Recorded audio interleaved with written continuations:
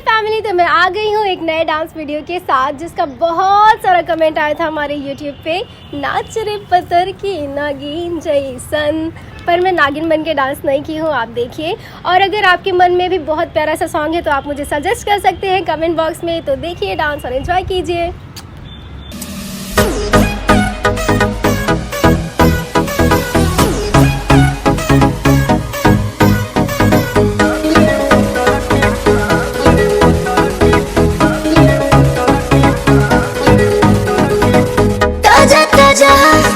आयल तोर के हाथे अंगूर नंग लागी लंगूर के लड़ बेकार टप के तोहार देखो तारा तो का घूर घूर के बानी चश्मा लगोले दूरबीन जैसन। अच्छा। हारमोनिया बजावतानी बिन जैसन।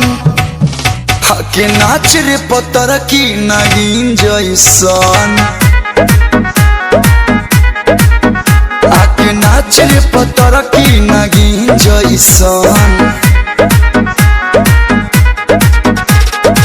सोचला जब हम ऊपर नीचे सारा जमाना चले पीछे पीछे कहेला फिर से दूर शरीर से लगे लगा है बाहें घिंचे घिंचे।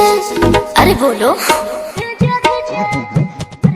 आज तबला आवाज कर टीन जैसन। हई ताल बटू धिनक धिनक दिन धीन जैसन।